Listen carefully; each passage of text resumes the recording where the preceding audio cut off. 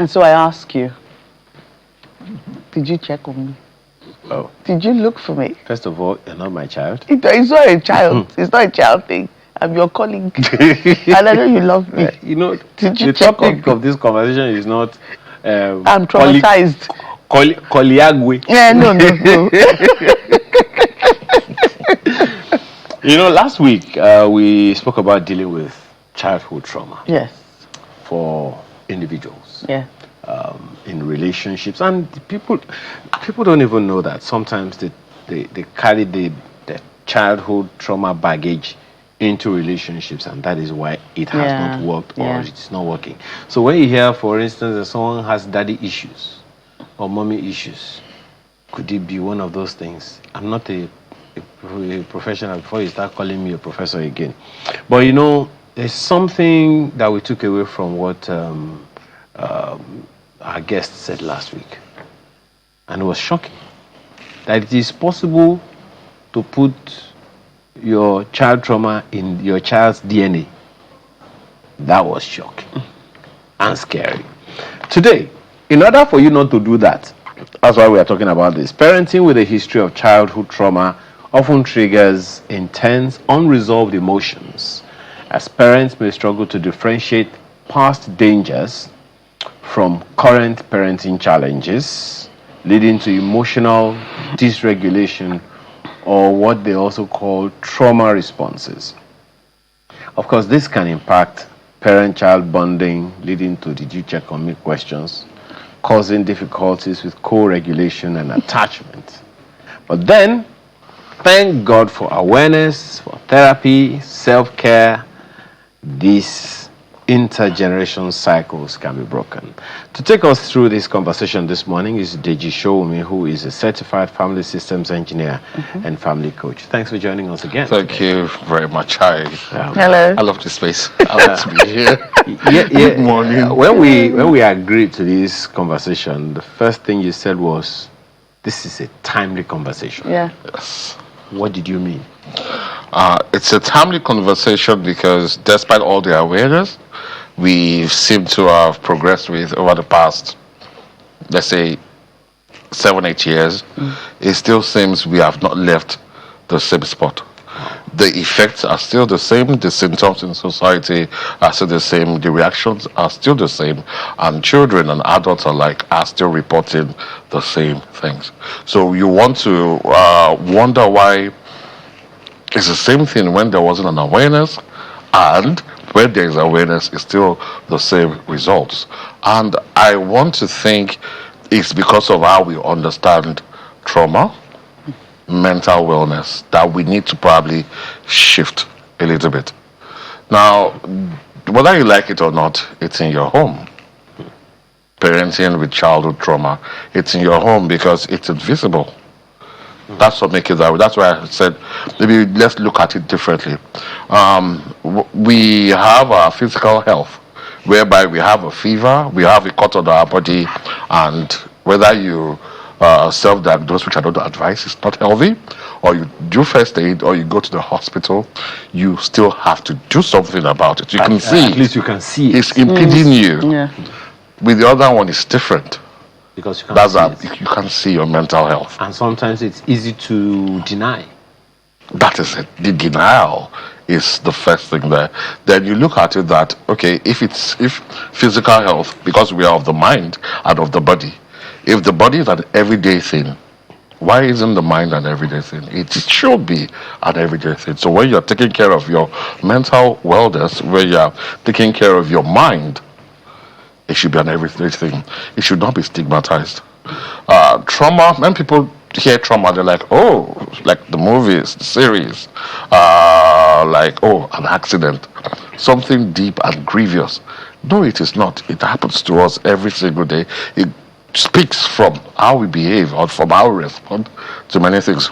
Trauma is just a reaction, most of the time emotional, to things that are great or deep that happen around us. Loss, accidents, abuse, and so on and so forth. Dentist. Or a visit to the dentist, depending on what went on there. So that's what it is. It can be acute one time, it can be recurrent, and at times it can be complex enough to disturb relationships, that damage, or even break relationships entirely, the way we respond, but it should not be so. Okay.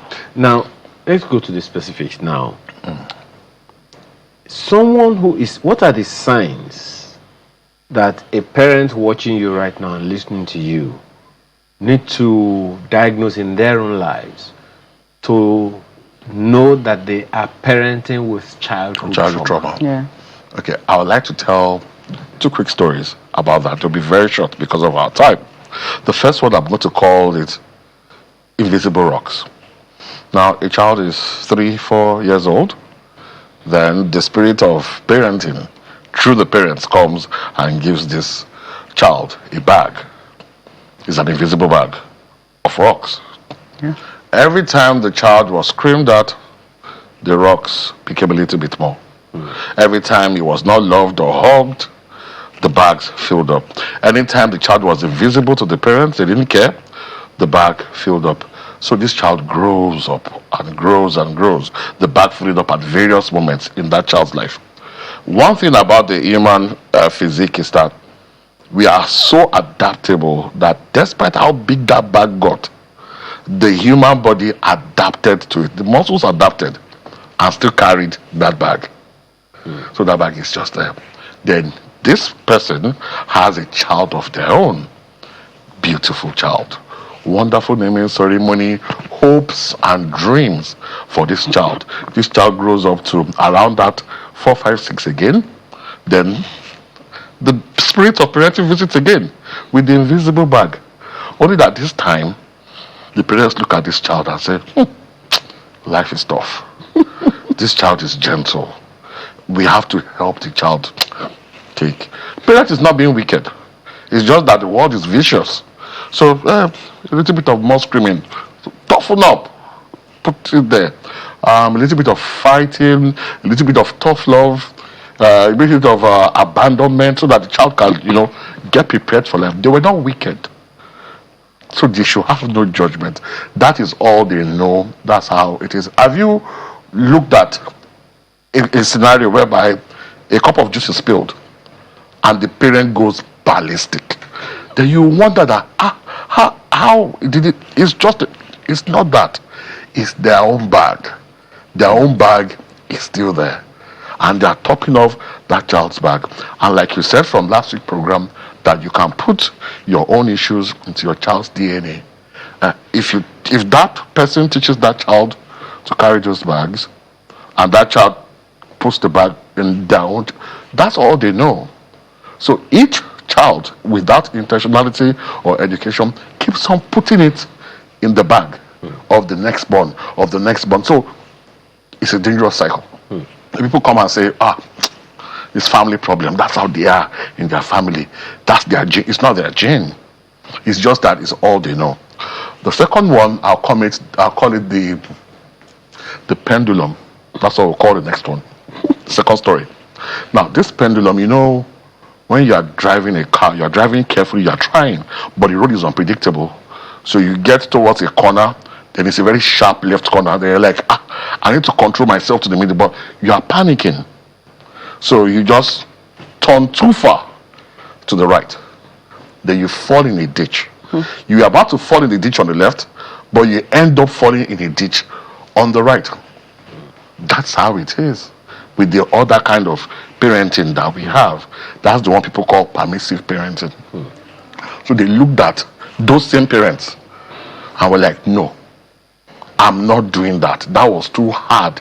My parents were dictatorial. They were tyrannical. I'm not going to do that. The other extreme. They go to the other extreme. What they now call gentle parenting. Gentle parenting. So this child is now like ganifying me, negotiating screen time, dictating dinner, the time they sleep, and all of that. The parent wants to be that child's friend. They want to be what they thought would be the solution to their own childhood. So they throw everything out. So from going through a lot of rules and regulations, they now abandon all rules and regulations. The two things about these two kinds of parenting is that the first one is dictatorial. The second one is permissive, too gentle. The first one had structure. but it was delivered in the harshest way possible. You know those Militantly. whereby if you have 12 pencils sharpened, they have to be from the longest to the shortest, arranged at a diagonal on the edge of those kind of families.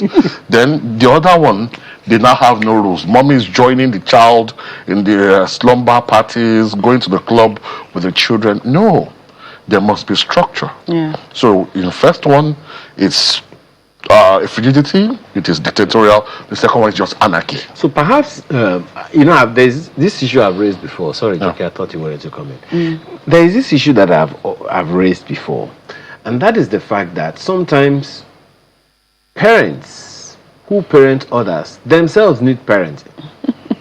Now, if a parent needs parenting, and the parent is already a parent, he or she himself already needs parenting, but they're already parenting someone else. Then there is a problem. So, you've also spoken about the fact that denial is also a problem of childhood trauma. Yes. So, where do we begin to get the balance? Because the parenting styles you described, there has to be a middle ground, right? Yes, there is. That's what we can call a solution, because we are not here as family systems engineers to just observe and look at what the problems are or to amplify them. It's to be able to understand them enough to let those who are concerned understand it, then to find a solution. So if you are today, you find yourself in one of those two stories that I mentioned, because that's where all of us are, don't feel bad, give yourself grace. You did not know, your parents did not know. That's why you can't blame your parents, that's why you can't blame yourself. But now that you know, we will equip you with what you can. Now, in that place, I will call it the 4 cardinals of healing. That's what I'll call the solution to, that's what I'll call the sweet spot in between those two kinds of parenting. So for the first one is unconditional love. It sounds simple.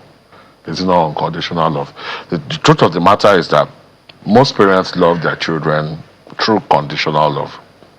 A lot of children are loved because they came first in class, because they are even just like that particular parent. You know, you have 2 children, one is like you, the other one is not. If you are not careful, you are always going to be favoring the one that is like you, because that child already understands you and will do things. You suspect that the other one is from the landlord? Probably. Probably. In some cases, no, it's an eventuality. Yeah. So people think it's from someone else, or, oh, Johnny, you're just not like me. Yeah, but you can't And be they just like take it that out. one parent. I mean, what about the two? That's one thing parents don't understand. First of all, we look for what separates us before we look for what brings us together. We should be looking for what brings us together before, or not even care about what separates us, because it's the same energy.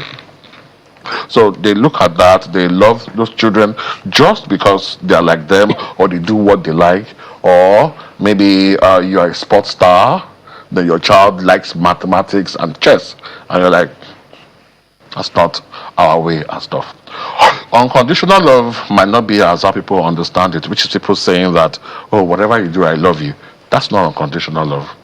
Unconditional love, to a part, is that whatever you do, I cannot love you less. But structure in unconditional love now says that whatever you do that is selfish, that is alienating, that is unhealthy, you will bear the consequences. But I will be here with you. That is that middle. That is the difference. That is the difference in between thinking that our old way of parenting, we call it the old way of parenting, is wrong, and the new way is bad. There's nothing called old way of parenting or new way of parenting. Parenting is parenting, giving values and structure to a child.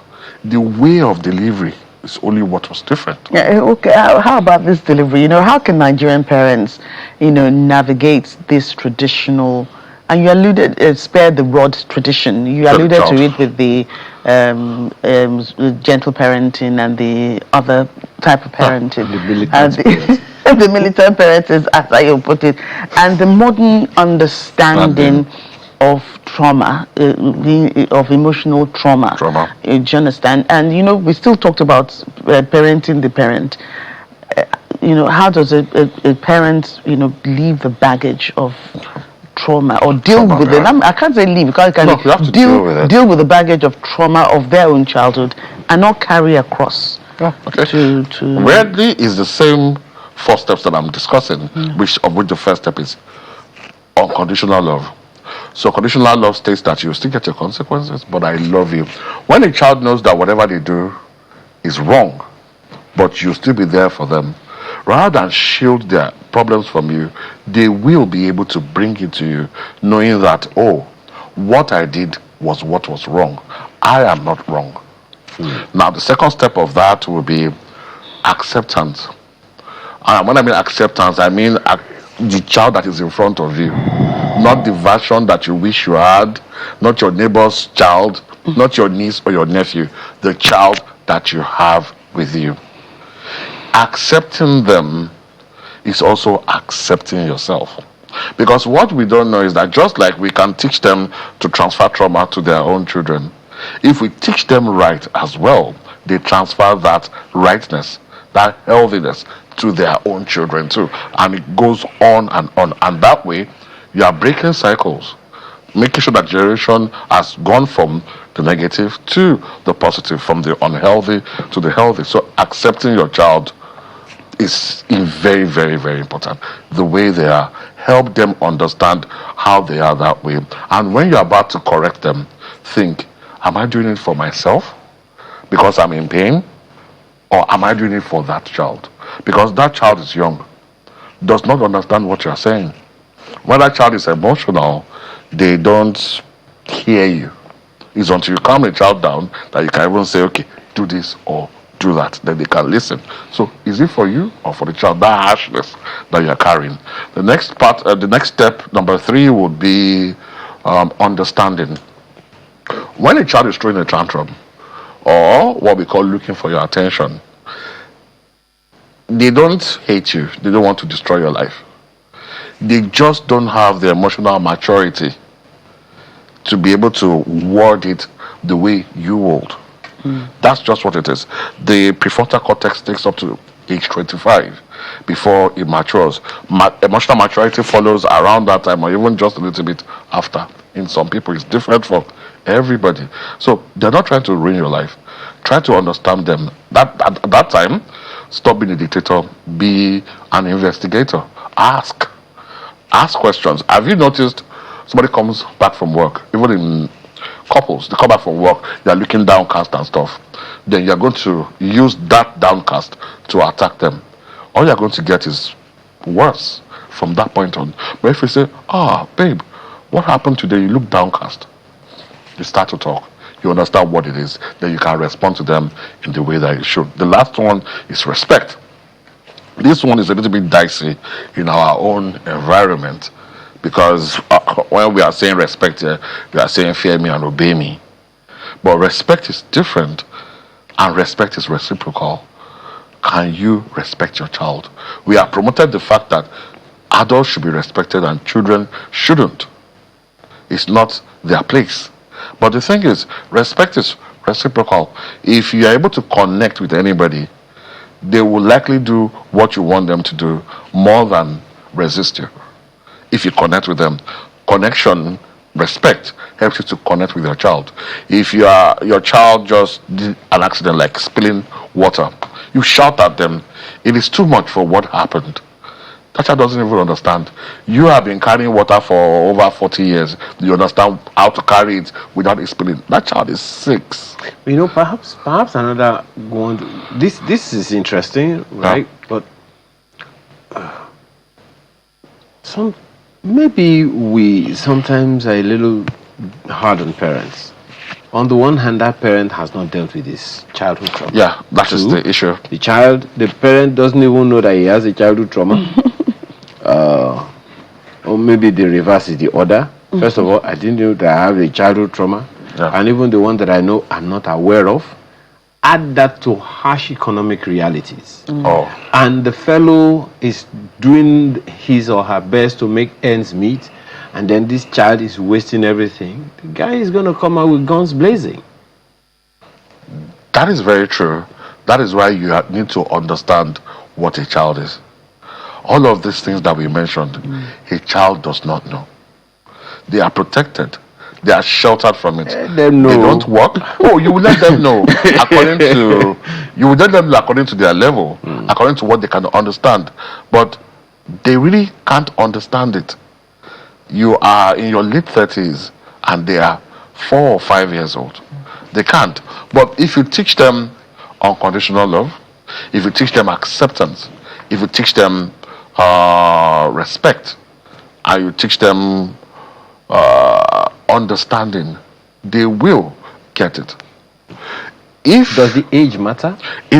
Age does not matter really. So about how to relate with your children, but age matters in what you are teaching them. Okay, so I'm looking at a grandfather today who is watching this program and suddenly realizes that he's been traumatized all his life, and he has put the same trauma. He raised his own children with that trauma, and then as a result, himself and the children are no longer on speaking terms. Okay, for grandpa or grandma in this particular scenario, they have to take those 4 elements of unconditional love, acceptance, respect, and understanding, apply it to themselves first.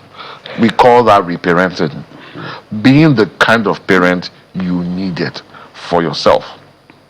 You have to go through that, and they should remember they were parented for. In fact, some people in their 50s are still parented. Some parents are that hands-on till now that they feel they are doing good by still being in your lives and helping you. You are not equipped to do this or to do that. So they have to do that for themselves first. Then gather their children, speak to them, which was the last thing I was about to mention in this place that I was, which is if you apologize to your child for screaming at them, this respect issue, if you apologize to them for screaming at them, I'm sorry, Simbi, I'm sorry, that was more of me and what I'm carrying. I shouldn't have screamed at you. Please, will you forgive me? It doesn't make you weak. It makes you a safe leader. But more importantly, that is how your child will deal with the outside world. They will know that screaming is not the way. When they come into conflict in the future, that is exactly how they will deal with it. So, the person who has been affected, we all have been. We cannot blame our parents. We all have been. They didn't know better. They only taught us what they knew. So going forward, please don't feel bad in any way as an adult today. Just give yourself grace and take these things that I said. This? You said something about the balance of militant parenting and gentle parenting. I don't know if that's what you call it, but dictatorial parenting, though.